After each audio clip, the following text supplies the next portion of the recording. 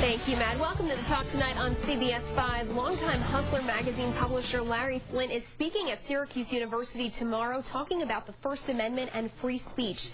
Flynt made headlines 25 years ago with the landmark Supreme Court case of Hustler magazine versus Jerry Falwell, stemming from a cartoon of the televangelist published in Hustler. Flynt won the case, protecting his right to free speech and publishing that cartoon. Roy Gutterman joins me now to talk about more. He's an associate professor at the Newhouse School at Syracuse University. Let's talk a little bit more about this case and why it was so significant for free speech. This case emerged from a pretty offensive satire in an adult magazine. It's not everybody's cup of tea. We take that. We understand that.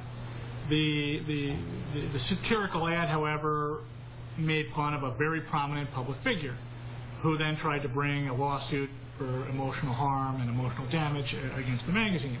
So the case really stands for the premise of protecting political satire and comedy in our marketplace of ideas.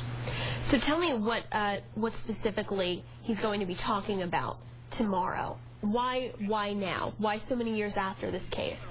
We like anniversaries. 25th anniversary is usually a big one, and in planning an event to focus on a free speech issue, I was looking for somebody who would really be able to push the envelope and talk about things we're not always comfortable talking about. And he's definitely the guy, and he's going to talk about whatever he wants to talk about. It's his First Amendment right. Absolutely. As a professor, how do you present this kind of a case to your class when you're discussing something like this? The Hustler v. Falwell case is integral to many constitutional law classes, and it's really integral to the First Amendment classes we teach at the Newhouse School. And it really does set some real precedent for things that a lot of our students want to do. A lot of our students in the television, radio, and film major want to be comedians. They want to write comedy. And in order to be able to do that with a degree of protection, this case has to be taught in our classes. And it's great to be able to bring somebody in who's really taken the challenge to the highest levels of our judicial system. And has this really changed how this has been taught, since this case happened?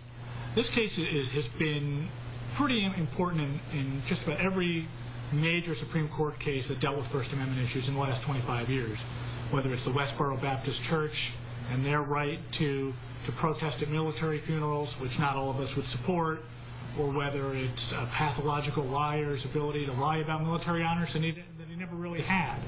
So all these distasteful and potentially offensive topics, which are important to talk about, are all protected partially because of this case. All right, should be a good speech tomorrow, Roy. Thank you.